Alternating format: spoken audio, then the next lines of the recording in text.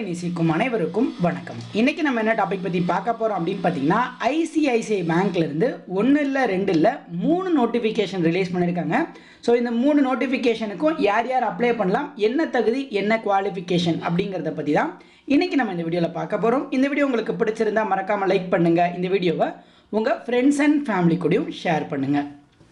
Okay, first நோட்டிஃபிகேஷனை பொறுத்தளவுக்கு ஐசிஐசிஐலேருந்து ஒரு புதிய அப்ரெண்டிஷிப் நோட்டிஃபிகேஷன் ரிலீஸ் பண்ணியிருக்காங்க. ஸோ இந்த அப்ரெண்டிஷிப் பொறுத்தளவுக்கு எடுத்த உடனே எலிஜிபிலிட்டி க்ரைட்டீரியா தான் கொடுத்துருக்காங்க.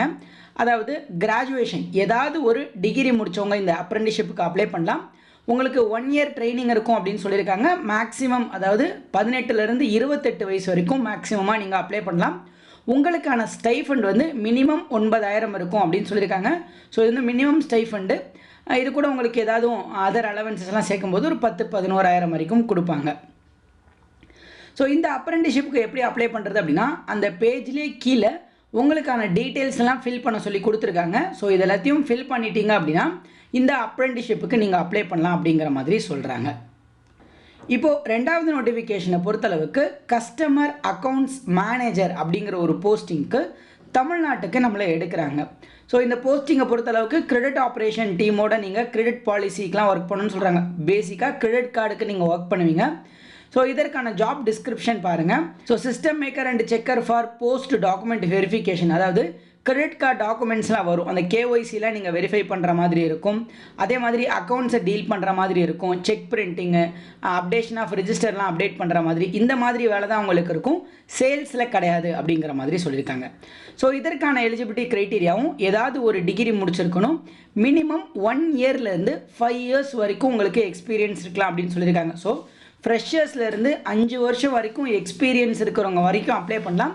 5 வருஷத்துக்கு மேலே எக்ஸ்பீரியன்ஸ் இருந்தால் அப்ளை பண்ண முடியாது. அதே மாதிரி 0ன்னு கொடுத்துருக்காங்க, அதனால் கண்டிப்பாக ஃப்ரெஷரும் அப்ளை பண்ணலாம். ஸோ லொக்கேஷனை பொறுத்தளவுக்கு சவுத்துன்னு தான் கொடுத்துருக்காங்க. ஸோ சவுத்தில் நமக்கு தமிழ்நாட்டில் தான் போஸ்டிங்ஸ் இருக்க போகுது. ஸோ இந்த 2 நோட்டிஃபிகேஷன் இல்லாமல் 3ஆவதாக ஒரு நோட்டிஃபிகேஷன் கொடுத்துருக்காங்க. அதாவது என்ன நோட்டிஃபிகேஷன்னா, PO probationary officer posting.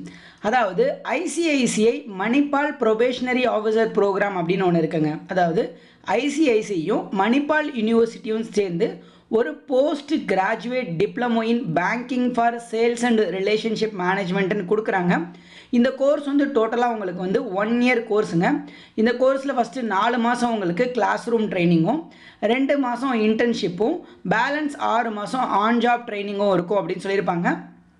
Monthly stipend வந்து ஃபஸ்ட்டு 4 மாதத்துக்கு 5,000 ரூபாயும், அதுக்கப்புறம் உங்களுக்கு 22,000லேருந்து 24,000 வரைக்கும் இன்டர்ன்ஷிப்லையும், ஆன் ஜாப் ட்ரைனிங்கில் 28,000லேருந்து 32,000 வரைக்கும் இருக்கும்னு சொல்லுவாங்க.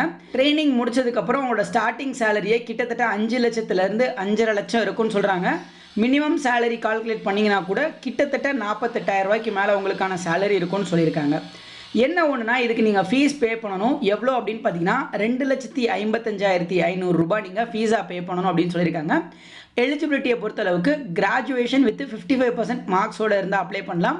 27 வயசு வரைக்கும் எலிஜிபிள் அப்படின்னு சொல்கிறாங்க. ஃப்ரெஷர்ஸ் அப்ளை பண்ணலான்னு சொல்லியிருக்காங்க.